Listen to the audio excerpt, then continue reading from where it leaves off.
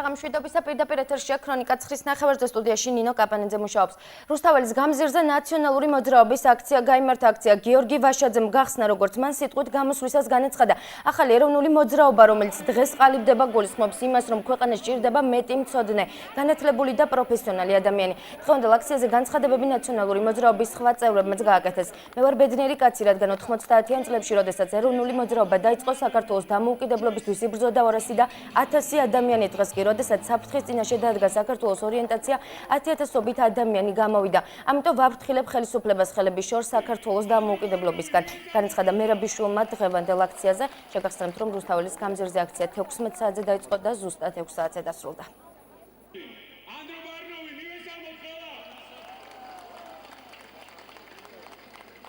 დღევანდელი აქცია არის მნიშვნელოვანი აქცია და მნიშვნელოვანი დღეა ზოგადად. ჯერ ერთი ჩვენ შევხვდით ჩვენს ძალიან ბევრ თანამოაზრეს და უბრალოდ გულს უხარია, რომ ამდენი თანამოაზრე ყოლია და ის რომ იმუქრებია, რომ ნაციონალური მოძრაობა უნდა გააუქმო და გააქრონ, ეს არც თუ ისე ადვილი ამოცანა. ჩვენ კიდევ იმიტომ შევიკრიბეთ აქ, რომ ჩვენი პოზიცია გამოვხატოთ, პროტესტი გამოვთქვათ იმ რაღაცების ვართ, რაც არ მოგწონს და ბევრ რამე არ მოგწონს მართლა. ის რომ ოპოზიცია უნდა არსებობდეს ქვეყანაში, ის რომ ეს ყველას ეხება, არ აქვს უშუალობა ვინ ვისი მომხრეა. თუ არ იქნება ძლიერი ოპოზიცია, იქნება ტოტალიტარული ხელისუფლება. რაც შეიძლება გარკვეულწილად პრობლემა იყო ჩვენს ქვეყანაში, შეიძლება ჩვენ დროსაც, ჩვენი ხელისუფლებაში ყოფნის დროსაც. ამიტომ ოპოზიციის ძლიერება არის ყველას ინტერესში. ჩვენ არ გამოვედით ფარებით, ხელკეტებით, გალიებით, ქვებით, არავის არ ვლანძღავთ, არავის არ ვაგინებთ. შევიკრიბეთ ნორმალურად, ცივილიზებულად, გამოვხატავთ ჩვენ აზრს და ამითად გვქნით პრეცედენტს, რომ ქუჩის პროცესი, ოპოზიციური პროცესი შეიძლება იყოს ნორმალური. არაფერი არ დაარბიო, ქვეყანა არ გააჩერე ეკონომიკურად და შენი მტრის ქვაზე წყალი არ ასხა. ჩემთვის ძალიან მნიშვნელოვანია, რომ ახალი პარლამენტის უმრავლესობამ კოალიცია ქართული ოცნებიდან არ შეცვალოს ოკუპაციის შესახებ კანონი, იმიტომ რომ საზღვარი იქნება ეს წითელ ხიდზე თუ სარფის საბაჟოზე, თუ ვალეს საბაჟოზე, თუ ასე შემდეგ, თუ ფსოუზე არის ერთი და იგივე. ჩვენთვის საზღვარი არის საზღვარი. არ აქვს მნიშვნელობა მას დროებით ვერ ვაკონტროლებთ თუ ვაკონტროლებთ. ამიტომ გაიოლება ფსოუზე არსებული საზღვრის გადაკვეთის თუ წითელი ხიდიდან დაარღვევს ადამიანის საზღვარს, მას სისხლის სამართლის პასუხისგებაში ვაძლევთ და თუ ფსოუდან შემოვა, იმას უბრალოდ ჯარიმით გადავატარებთ, ეს ნიშნავს, რომ ვაიოლებთ საზღვართან დამოკიდებულებას, რაც ძალიან ცუდი სიგნალია დანარჩენი მსოფლიოსთვის. ამ კანონში ცვლილებას ძალიან დიდი მღელვარებით უყურებს ჩვენი საზოგადოების ის ნაწილი, ვისაც ინფორმაციაზე მიუწვდება ხელი, თუ არა და მთელი საქართველო გაიგებს ამის შესახებ, რომ ამ კანონის ხელისხლება არ შეიძლება. მით უმეტეს იმ მოტივით, რომ ჩვენ რუსებს ამით თურმე უნდა მოულბოთ გული, რაც აბსურდია, 200 წელი ვერ შევძელით ეგ, რომ რუსებს გული მოულბოთ და ტერიტორიის დაკარგვის ხარჯზე ვიზავთ ამას. ეს არის ერთ-ერთი მთავარი და კიდე სხვა უამრავი გზავნილი შეცდომების მიუხედავად 9 წლის მანძილზე ჩვენ ტრიალი მინდორი ქვეყანას დავამსგავსეთ სრული ამ სიტყვის მნიშვნელობით. ერთხელ ვაფიქსირებთ ჩვენ ევროპულ არჩევანს, ჩვენ კიდევ ერთხელ მოუწოდებთ ხელისუფლებას, რომ შეასრულოს თავისი ვალდებულებები, სამუშაო ადგილები, ეკონომიკა დღეს მთავარი პრობლემაა, კრიმინალის ზრდა მთავარი პრობლემაა და როგორც თავარი ოპოზიციური ბრძოლა ყოველთვის ვიბრძოლებთ იმისთვის, რომ მუდმივად ხელისუფლება ყავდეს პრესინგში ამ საკითხებთან დაკავშირებით. ევროპული არჩევანი, სამუშაო ადგილები, სოციალური პრობლემები და რომ კრიმინალი არ უნდა გაიზარდოს. ვფიქრობ, რომ ძალიან მარტივი გზავნილია, რომელიც ჩვენ ვაგზავნით, რომელიც ჩვენ უნდა გავაგზავნოთ ხელისუფლებასთან. საქართველოს ისტორიაში ყოფილა მომენტები, როდესაც საქართველოს გაუკეთებია არასწორი არჩევანი საგარეო პოლიტიკური კუთხით და ამას დაუზიანებია ჩვენი ქვეყანა წლების და ათწლეულების განმავლობაში. ჩვენ არ გვინდა რომ იგივე განმეორდეს. დღეს კითხვის ნიშნები საგარეო პოლიტიკურ კუთხიდან გააჩინა ამ ხელისუფლების ნაბიჯებმა. როდესაც ჩვენ უშვებ რუსეთის ჯაშუშებს, როდესაც ჩვენ წვლი და ასუსტებ ოკუპაციის შესახებ კანონს, ეს ნიშნავს, რომ შენ კითხვის ნიშანს აჩენ ზოგადად ქვეყნის ევროპულ არჩევანთან დაკავშირებით. ჩვენ გვინდა კიდევ ერთხელ ძალიან მკაფიოდ განვაცხადოთ. ჩვენი არჩევანი არის ევროპა და არა რუსეთი. დღეს და გუშინ გაცდებოდა განცხადებები, რომ პრეზიდენტი აქციაზე არ მივიდოდა, თუმცა პარლამენტის შენობასთან მიმდინარე ერთიანი ნაციონალური მოძრაობის აქციაზე საქართველოს პრეზიდენტი მიხეილ სააკაშვილი მოულოდნელად გამოჩნდა და მომიტინგეებს სიტყვით მიმართა. საქართველოს დღეს იმედიანი ოპოზიცია და ბრაზიანი მთავრობა ყავს. ამის შესახებ საქართველოს პრეზიდენტმა მიხეილ სააკაშვილმა რუსთაველის გამზირზე ნაციონალური მოძრაობის მიტინგზე სიტყვით გამოსვლისას განაცხადა. ჩემო მეგობრებო, მე მინდა უთხრა ყველა მათგანს. ყველანაირი მცდელობა ამ დღის შემდეგ, რომ საქართველოს ჩვენ გავიგეთ განცხადება მის შესახებ, რომ მთავრობამ თქვა, ჩვენი ოპოზიცია უნდა იყოს ნინო ურჯანაძე, ვინც პუტინის მეგობარი. იმიტომ რომ ხალხს კონდეს მომავალში არჩეული სუდსა და უარეს შორის. არ კრემლის მეგობარი ბურჯანაძე, ანა კრემლის ნახევრად მეგობარი მთავრობა. მე მინდა ყველას უთხრა, ამ არჩევანს გააკეთებს არა ბურჯანაძესა და მოღალატეებსა ნახევრად მოღალატეებს შორის. არამედ საქართველოს პატრიოტებსა და კიდევ უფრო მეტ პატრიოტებს შორის, საქართველოს მოყვარულებსა და კიდევ უფრო მეტ მოყვარულებს შორის, საქართველოს მებრძოლებს და კიდევ უფრო მაგარ მებრძოლებს შორის. ჩვენ ამ მოედანზე ვიდექით მრავალი 4 წლის წინ, 4 წლინახევრის წინ ვიღაცებს ეს ტაშფანდურად მოეჩვენა. იმ ხალხს, ვინც მაშინ ხვრელებში დაიმალა. მაგრამ მე მინდა უთხრა, საქართველოს იდეა, ეს დიდი იდეა ძალიან. საქართველოს შედგება ძალიან ბევრი პატარა, ღირსეული, ამაყი სოფლისგან და ბევრი თქვენგანის წარმომადგენელი აქაც ჩამოვიდა. მაგრამ საქართველოს არ არის პატარა სოფელი, საქართველოს არის ძალიან დიდი ქვეყანა.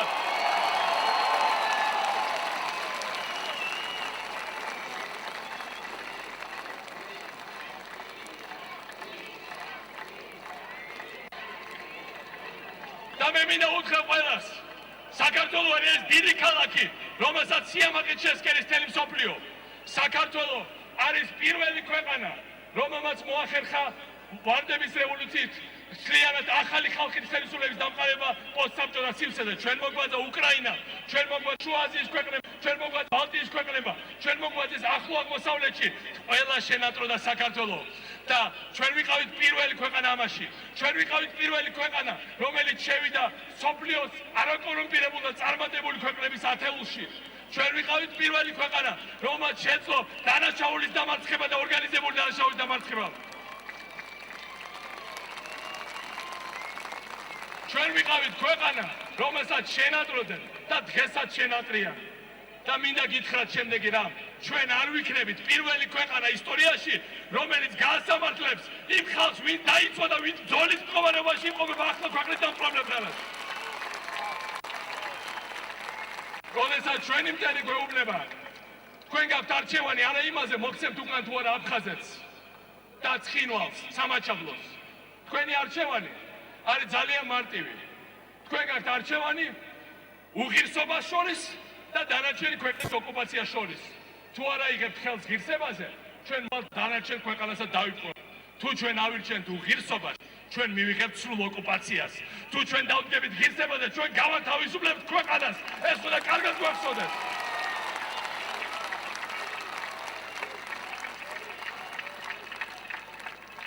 ამიტომ ჩემო მეგობრებო, მინდა ყველას უთხრა და მინდა მათაც უთხრა.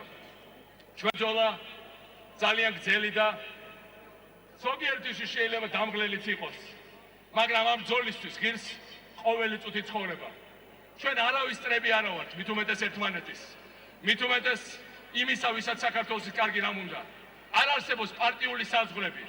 მე მიხარია, რომ საქართველოში არის ქმედითი ოპოზიცია, მაგრამ მე როგორც პრეზიდენტს, ამ ქვეყნის პატრიოტს, ისევე როგორც თითოეულ თქვენგანს, მათ შორის პარტიის წევრებს, უნდათ რომ საქართველოში იყოს ქმედითი მთავრობა. უნდა რომ საქართველოში იყოს კონსტრუქციული მთავრობა. უნდა რომ საქართველოში იყოს ხალხზე მომსახურე მთავრობა. იმისათვის, იმიტომ რომ საქართველოს ყველას ერთი გვაქვს. ეს არის ძალიან მაგარი ქვეყანა, ძალიან განსაკუთრებული ქვეყანა. ასაშენებელი კიდევ უამრავი გვაქვს. ჩვენ ბევრი ავაშენეთ, მაგრამ 100-ჯერ მეტია ასაშენებელი. ჩვენ ბევრი გამოვასწორეთ, 1000-ჯერ ბევრია გამოსასწორებელი. ჩვენ ბევრი გეგმები ქონდა და მათ შეასრულა ეს გეგმები. ჩვენ უნდა დავბრუნდეთ ჩვენ ოჯახში. ევროპულ ოჯახში. საქართველოს უძველესი ევროპელები არიან. ჩვენ საბჭოთა ერი არა ვართ. ჩვენ ვართ უძველესი ევროპული ერი.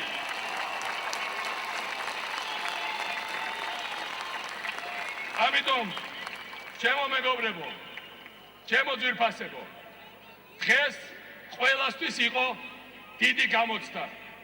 ეს იყო გამოცდა იმისა, რომ საქართველოში შესაძლებელია კი არ თუ არა რომ საქართველოს გაწეს ხერხემალში.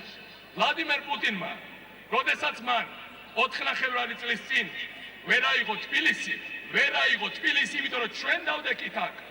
იმიტომ რომ ჩვენ ჩავკიდეთ ერთმანეთს ხელში. იმიტომ რომ ჩვენი მეგობრები ჩამოვიდნენ.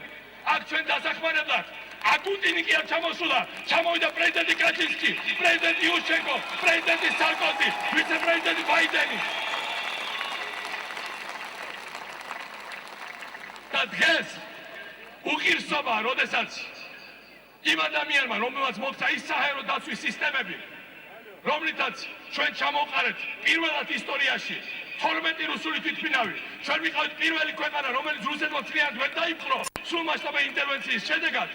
ამ ქვეყნის პრეზიდენტ იუშენკოს საქართველოს მთავრობამ გუშინ გაუგზავნა საფლის ანგარიში და შამპურის ანგარიში, რომელიც მას ემართოა თუმე ქართველი ხალხი. ასეთი საქართველო გვინდა, სადაც მეგობრებს ასე ხვდებიან. ჩვენ ონიშენკოს ბოდიშებს უნდა უხდიდეთ. ევროპას დედას უნდა ვაგინებდეთ და იუშენკოს აბანოს ანგარიში უნდა უგზავნიდეთ. ასეთ საქართველო გვინდა, რომელიმე ჩვენგან. ამიტომ რო არ გვინდა ეს დღეს ძალიან კარგად გამოჩნდა ამ პროსპექტზე. სადაც გავიხედავ და ჯერ მე ახლო მხედველი არა ვარ. ზოგიერთები თქვენ კიდევაც რომ საკმაოდ შორცხედველიც ვარ. და შეიძლება შორსჭრეტელიც ვიღაცამ ესე თქვა. სადაც გავიხედავ მარჯვნივ და მარცხნივ არის ძალიან ბევრი ხალხი. და მე ვთხოვ მთავრობას ამას თუ განიხილავთ როგორც თქვენ ტრაგედიას. ეს არის თქვენი გამარჯვებაც, ჩვენი გამარჯვებაც, საერთო გამარჯვებაც. აღმოჩნდა რომ ჩვენ ხალხს აქვს ღირსება, ძოლის უნარი, ჟირი და ჩვენ აუცილებლად გავიმარჯვებთ.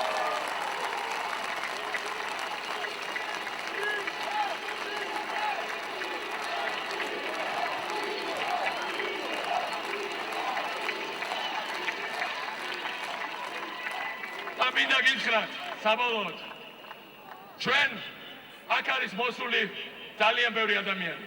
სხვადასხვა ასაკის, სხვადასხვა თაობის. მეც აღარა ვარ უკვე პატარა. ამ ასაკის მე ვიყავი პირველად როცა გამოდარბოდით აქ მიტინგებზე.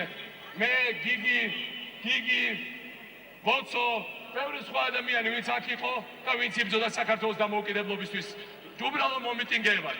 ჩვენ აქ მოვედით, როცა ბევრად უკეთესად გამოვიყურებოდით 10 წლის წინ, როდესაც ვარდების რევოლუციას ერთად ვაკეთებდით. მაგრამ მინდა გითხრათ, რომ ეს ნორმალური პროცესია, რომ ახლები ჩვენზე მაგრები არიან. იმიტომ რომ ჩვენ ყველამ ერთად, ჩემი ასაკის და უფროსი ასაკის ადამიანმა, გავზარდეთ ახალი თაობა. საქართველოს შედგება ახალი თაობა, შედგა უკვე ახალი თაობა, წამოვიდა ახალი თაობა, რომელიც თავს აღარავის აღარ დაუხრის. იმიტომ რომ მეგობრებო, დავით აღმაშენებლისგან მე მახსოვს განოვანი სინანულისაო. ბევრ რამეს აღწერს დავითი, მაგრამ არ მახსოვს რაღაც იქ ჩაწერილი იყოს. საქართველოს ერთი პატარა სოფელია. საქართველოს უმნიშვნელო და არაფრის მაგრისი ქვეყანაა. საქართველოს უმწიფარი ერია. საქართველოს ყო არ მოეკითხება. საქართველოს უნდა შევიდეს ბუდკაში არ ვინმე უნდა შევიდეს. ასე არ ელაპარაკობენ საკუთარ ხალხზე. მე მინდა ყველას უთხრა. ჩვენ ყველას უწვდით მეგობრობის ხელს.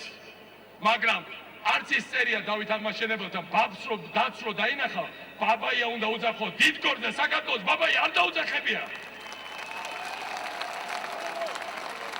2008-ში საქართველოს ბაბაია არ დაუძახებია და იმიტომ გადავწო საქართველოს დამოუკიდებლობა. და თუ საქართველოს უნდა გაიმართოს წელში და ჩვენ აუცილებლად გავიმართებთ წელში, ყველა მეზობელს გაუწვით ხელს, ჩვენ არ გვინდა მტრობა არც რუსეთთან, გვინდა მეგობრობა თურქეთთან, აზერბაიჯანთან, სომხეთთან, უკრაინასთან, მთელ მსოფლიოსთან, მაგრამ ჩვენ არავის არასდროს დაუხმოვხდით თავს, იმიტომ რომ ჩემთვის საქართველო არის საქართველოს ეროვნული გმირი გიორგი ანწუხელიძე, რომელსაც ზურგზე ახტებოდა უთვალავი დამხრობელი წიხლებით, კონდახებით, იარაღით, დინებით, მუქარით, ახტებოდნენ და ერთხელ ვერ დააჩოქეს, ერთხელ ვერ დაკოცნიეს მიწაზე, ერთხელ ვერაც მევიეს აუგი თავის ქვეყანაზე, თავის არმიაზე, თავის საქართველოზე.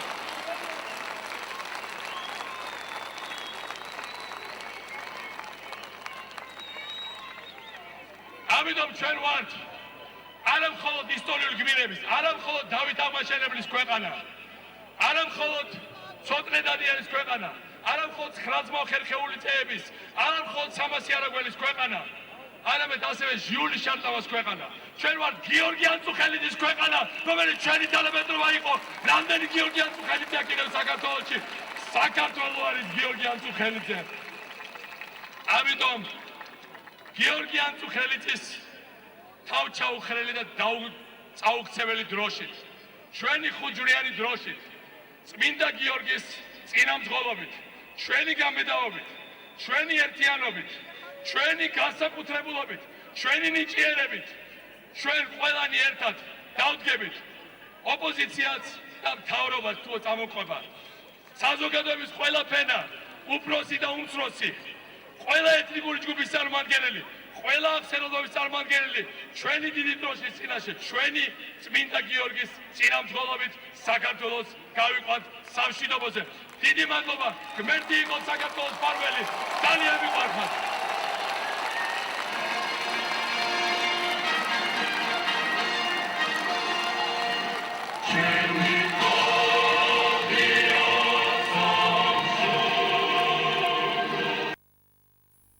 ნაციონალური მოძრაობის აქციას რუსთავიდანაც შეუერთდნენ მიტინგს მხარის პირველ პირთან ერთად ადგილობრივი თვითმმართველობის და მერიის ხელმძღვანელი პირები ესწრებოდნენ. მათთან ერთად დღევანდელ აქციას რუსთაველი რიგითი მოქალაქეებიც შეუერთდნენ.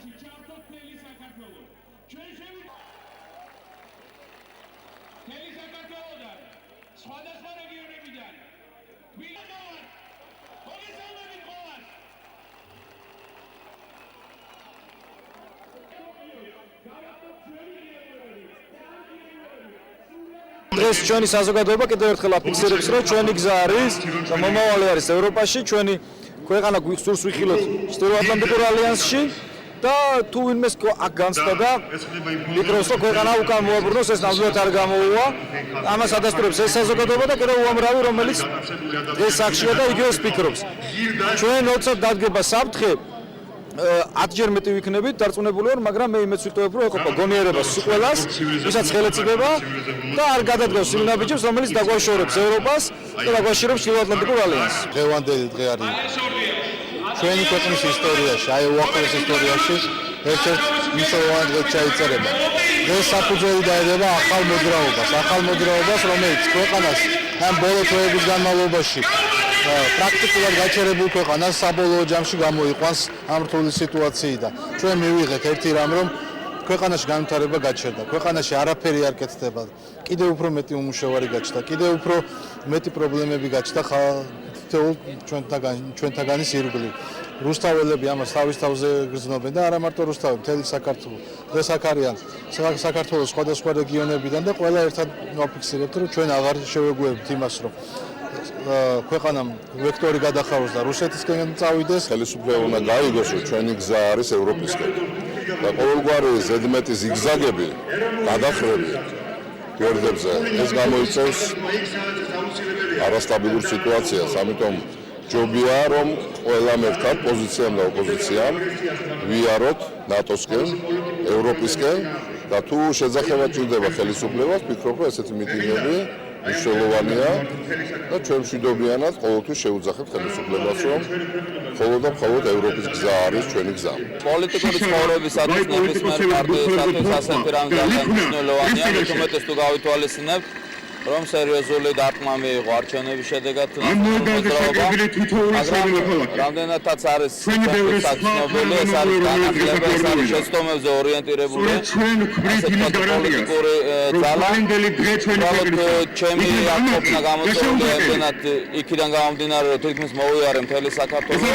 მე მახსოვს რამდენიმე თვის უკანდელი საქართველო, სადაც მიდიოდა შენება, სადაც მიდიოდა ასე ვთქვათ წინსვლა, დღეს მხოლოდ და მხოლოდ ყველაფერს გაჩერებულ პროექტებს ხედავთ აბსოლუტურად ისეთ მთავრობას, რომელსაც ერთი მხრივ უნდა ჩატარება აღუნის, მეორე მხრივ არა. ესეთი გაურკვეველი მთავრობის ხელში ყველა მოქალაქის ვალი არის გამოხატოს თავის პოზიციაზე. ჩვენი პოზიცია არის ევროპისკენ მიმავალი გზა. საქართველოს პროდასავლური პრეზიდენტის მიხეილ სააკაშვილის 10,000-მდე მომხრე შეიკრიბა აქციაზე ოქტომბრის საპრეზიდენტო არჩევნების წინ საკუთარი ძალების მოსინჯვის მიზნით, წერს Associated Press. როგორც საინფორმაციო სააგენტო აღნიშნავს, სააკაშვილის ნაციონალური მოძრაობა გასული წლის ოქტომბრის საპარლამენტო არჩევნებში რუსეთიდან დაახლოებული მილიარდერის ბიძინა ივანიშვილის ქართულ ოცნებასთან დამარცხდა. არჩევნების შემდეგ ბიძინა ივანიშვილი ქვეყნის პრემიერ-მინისტრი გახდა. საკონსტიტუციო რეფორმების შემდეგ კი სააკაშვილის უფლებამოსილება შესუსტდა საპარლამენტო არჩევნების შემდეგ, წერს Associated Press. ქრონიკა პირდაპირ ეთერში ბრუნდება, განვაგრძობთ გამოშვებას. ორთვიანი პაუზის შემდეგ რუსთავის ნომერ პირველ დიაგნოსტიკურ დაწესებულებაში სარეაბილიტაციო სამუშაოები გრძელდება. რეაბილიტაციის პროექტის ფარგლებში სრულად დასრულებულია შენობის პირველი სართულის სარემონტო სამუშაოები, მოეწყო სამედიცინო კაბინეტები, მათ შორის ლაბორატორია და გინეკოლოგიური კაბინეტი.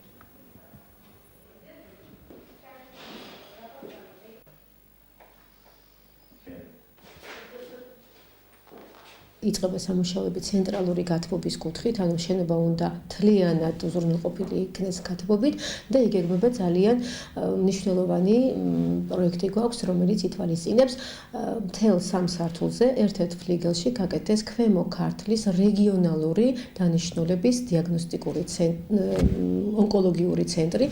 ეს იქნება სტაციონარი, გათვლილი 12 პაციენტზე, აღჭურვილი ყველანაირი სამედიცინო აპარატურით, სადიაგნოსტიკო თვალსაზრისით და ასევე ექიმთა კადრები, რომლებიც იქნებიან კვალიფიციური ონკოლოგები და არა მარტო ონკოლოგები. ასე რომ ეს სტაციონარი მოემსახურება ონკოლოგიურ პაციენტებს ქვემო ქართლის მასშტაბით. რუსთავის თავისუფალი დემოკრატების რაიონული ორგანიზაციის წევრებმა დღეს სისხლის გადასხმის ცენტრში უანგაროდ სისხლი გაიღეს. ორგანიზაციის ხელმძღვანელის გოჩა ომეიძის განცხადებით, საქველმოქმედო აქციაში პარტიის 20-მდე წევრი ჩაერთო. ინიციატივის ორგანიზატორების თქმით, მსგავსი ტიპის აქციები მომავალშიც გაგრძელდება.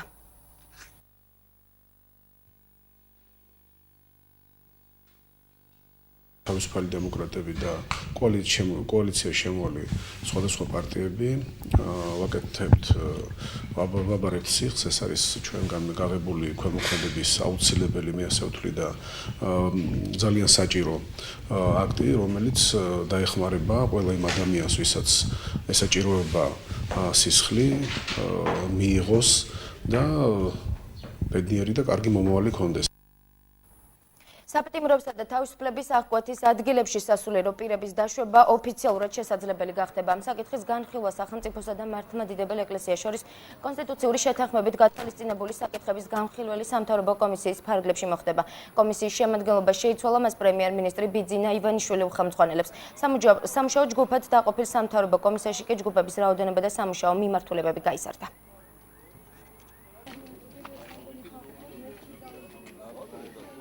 რუსთავის მეტალურგის ფან-კლუბმა 23 აპრილს გასამართი საქართველოს თასის ფინალური ეტაპის მატჩისთვის მზადება დაიწყო. ფან-კლუბის წევრები ქალაქის მასშტაბით პიარ აქციებს გამართავენ და რუსთაველებს მეტალურგი დინამოს თამაშზე დასწრებისკენ მოუწოდებენ. აქციის ფარგლებში ფან-კლუბმა დღეს შეხვედრები რუსთავის მე-4, 21 და 22 საჯარო სკოლებში გამართეს. მოსწავლეებს თამაშის მნიშვნელობაზე ესაუბრნენ და ქომაგობისკენ მოუწოდეს. ფან-კლუბელები 21 და 22 აპრილს უკვე ქუჩებში გადაინაცვლებენ და მეტალურგი დინამოს მატჩზე დასწრებს საინფორმაციო ფლაიერების გაავრცელებენ. შეგახსენებთ, რომ შეხვედრა 23 აპრილს 16 საათზე ძალიან მოხარულები ვართ პირველ რიგში, რომ ასეთი ინფორმაცია გაუწყეს, არ ვიცოდეთ ნამდვილად. ჩვენ რა თქმა უნდა ორგანიზებას გაუწევთ, რომ ჩვენი სკოლაც მოვიდეს ამ თამაშზე. რა თქმა უნდა იქნება ჩვენი ჯგუფი და ძალიან უგულშემატკივრად ჩვენ ქალაქს. პირველ რიგში და შემდეგ გუნდს. ჩვენ ვფიქრობთ, რომ ჩვენი სკოლიდან მაქსიმალური რაოდენობა გულშემატკივრებისა წავა ამ თამაშს და დაესწრება ამ თამაშს, რადგან ყოველთვის 21 სკოლა იყო თანამდები ქალაქში მიმდინარე მნიშვნელოვანი მოვლენებისა და მოგეხსენება სპორტი არანაკლებ მნიშვნელოვანი მოვლენაა კულტურისა თუ სხვადასხვა სფეროებისა. როგორც გითხრეს, ძალიან მნიშვნელოვანი თამაშია თბილისის დინამოსთან და ჩვენ რუსთაველები სოლიდარობას ვხდით ჩვენ გუნდს და აუცილებლად ჩვენი ომახიანი მხარდაჭერით გავხსნით მათ. ძალიან კარგი ინიციატივაა, რა ქვია, კი ჩატარდება ალბათ ასეთ ხშირად. ჩვენი სკოლის აბსოლუტურად ყველა მოსწავლე წამოვა და უგულშემატკივრებთ რუსთავის გუნდს. ასევე ჩვენ აქცია გვექნება კვირას მერიის მიმდებარე ტერიტორიაზე და კინო რუსთაველთან მოუწოდებ აბსოლუტურად ყველა რუსთაველს, ვისაც უყვარს ჩვენი ქალაქი და ვისაც უყვარს ჩვენი საფეხბურთო კლუბი, რომ მოვიდეს 23-ში 4 საათზე და ამენაირად გადავლახოთ ეს ბარიერი. დღეს საქართველოს ეროვნული საფეხბურთო ჩემპიონატის 22-ვე ტურის მატჩები გაიმართა. რუსთავის მეტალურგმა შეხვედრა ფოთში ადგილობრივი გუნდის წინააღმდეგ გამართა. თამაში ორმხრივ შეტევებში წარიმართა, შეხვედრა კი გატანილი გოლების გარეშე ფრედ 0-0 დასრულდა. რაც შეეხება ტურის სხვა შეხვედრებს, უგდიდი დინამო თბილისი 0-2, ჩიხურა ტორპედო 1-1, ბათუმის დინამო მერანი 6-0, სიონი ვიჯორჯია კი 0-3 დასრულდა. დაკლო საქართველოს სინოპტიკოსების ცნობით საქართველოში მოიღრუბლება და დაბალი ტემპერატურა 25 აპრილამდე გაგრძელდება. მოღრუბლული ამინდი შენარჩუნდება ხვალ-ქვემო ქართლშიც, ხოლო მაღალმთია რეგიონებში ითოვებს ჰაერის ტემპერატურა იქნება.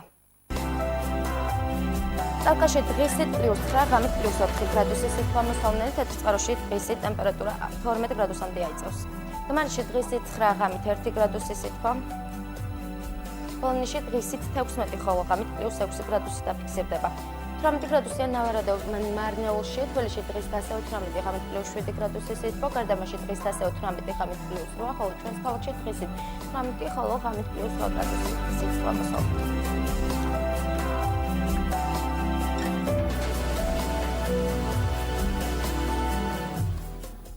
ასეთი იყო დღის მთავარი თემები და ქრონიკა 9:30-ზე. დიდი მადლობა ყურადღებისთვის. მე ხვალამდე გემშვიდობებით ნახვამდის.